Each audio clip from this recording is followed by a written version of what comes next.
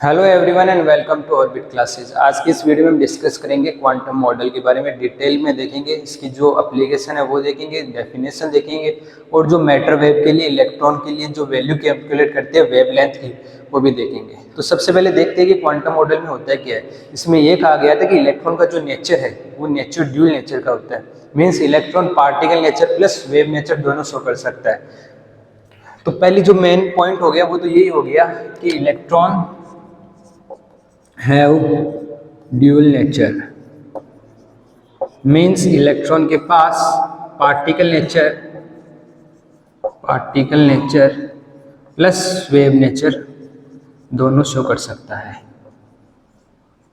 ठीक है, तो पार्टिकल नेचर मीन्स क्या होता है कि पार्टिकल नेचर मीन्स जो स्मॉल स्मॉल फोटॉन्स है, इनके फॉर्मेट में जब एनर्जी ट्रांसमिट होती है इन फोटॉन्स के फॉर्म में होती है, एक फोटॉन से दूसरे फोटॉन में, और इन फोटॉन्स की जो एनर्जी की वैल्यू होती है वो एकदम ऑलमोस्ट इक्वल होती है। और वेव नेचर मीन्स वो वेव लाइक नेचर शो करता है, वेव के फॉर्मेट में मूव करता है। तो इस जो मॉडल है क्वांटम मॉडल, इसके अकॉर्डिंग है कि इलेक्ट्रॉन है वो ड्यूल नेचर शो करता है, दोनों पार्टिकल और वेव नेचर दोनों शो कर सकता है। तो इसमें जो मेन साइंटिस्ट थे उनका नाम था डी ब्रोगली। उन्होंने क्या कहा कि according to de Broglie hypothesis, de Broglie के अकॉर्डिंग था कि वेव जब मूव करती है तो माइक्रो पार्टिकल जैसे इलेक्ट्रॉन, प्रोटॉन, न्यूट्रॉन उनके साथ एसोसिएट हो जाती है, उसको मैटर वेव कहते हैं। So according to de Broglie the wave associated with microparticles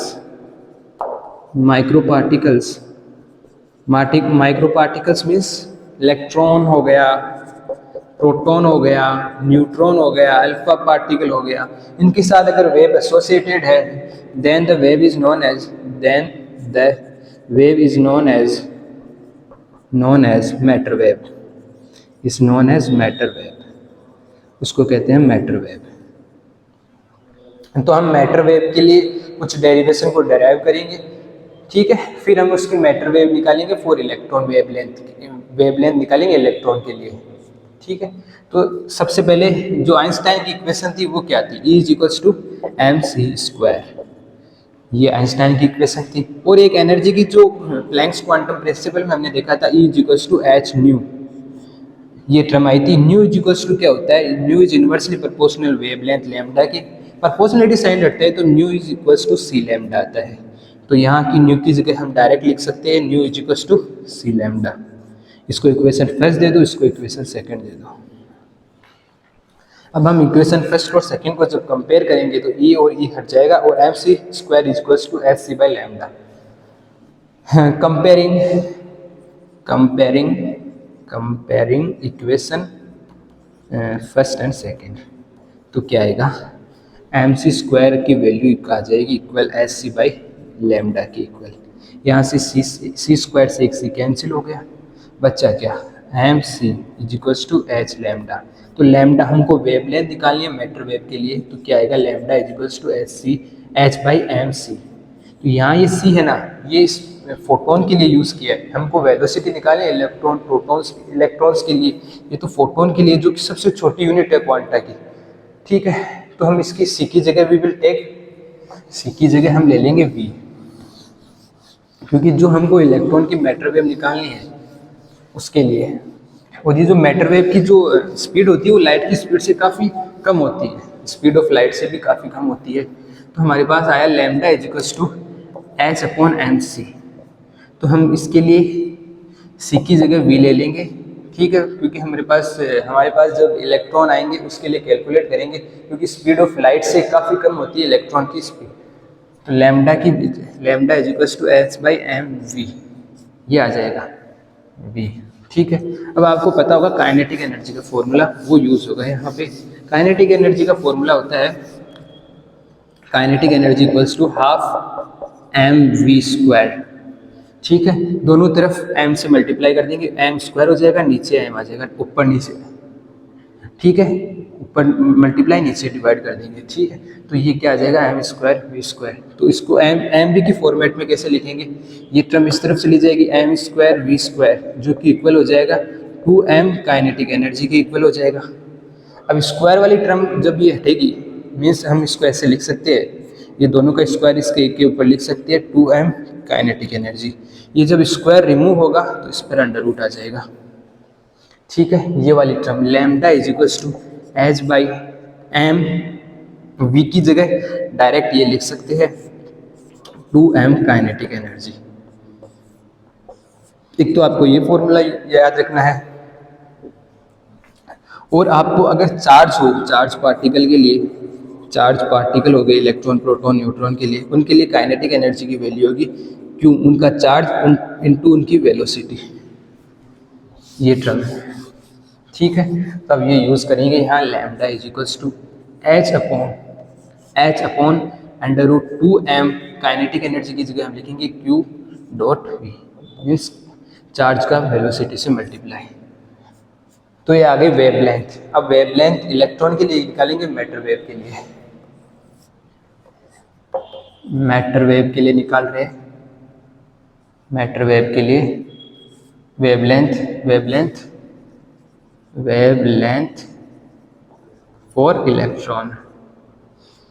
ठीक है, तो इस टर्म का यूज करेंगे lambda is equals to h upon under root 2m q v. यहाँ पे जो वैल्यू हमको पता होती है वो रखनी है। एच की वैल्यू क्या होती है, एच होता है प्लैंक्स कांस्टेंट, एच की वैल्यू होती है 6.62 into 10⁻⁻34 joule per second. M है मास ऑफ इलेक्ट्रॉन, हम इलेक्ट्रॉन के लिए निकाल रहे हैं, तो मास ऑफ इलेक्ट्रॉन क्या आएगा, एम के लिए जो वैल्यू आएगी वो होगी 9.1 इंटू 10⁻31 kg। ठीक है, और चार्ज क्या होगा, इलेक्ट्रॉन का चार्ज क्या होता है 1.6 इंटू 10⁻19 कूलॉम। ठीक है, और इन सब वैल्यूज़ को यहाँ पुट करना है, तो वैल्यू क्या आएगी, lambda is equals to h की जगह ये रखेंगे प्लैंक्स कांस्टेंट, ये प्लैंक्स कांस्टेंट है, इसकी जगह ये रखेंगे 6.62 इंटू 10⁻34 आ जाएगा। फिर नीचे डिवाइड में 2 इंटू मास ऑफ इलेक्ट्रॉन कितना है 9.1 इंटू 10⁻31। ठीक है, मल्टीप्लाई करना है चार्ज से जो कि है 1.6 इंटू 10⁻19 है, यहाँ आ जाएगा v, जिसकी वेलोसिटी की वैल्यू हमको नहीं पता। इस पूरी टर्म को आप एक साथ सोल्व करोगे ना, तो आपके पास जो फाइनल रिजल्ट आएगा वो आपको याद रखना है, जो आता है 12.27 अंडर रूट वी, और ये पूरी टर्म आती है एंगस्ट्रॉम में। ये मैटर वेव के लिए वेवलेंथ होगी, इलेक्ट्रॉन के लिए कैलकुलेट ऐसे करते हैं।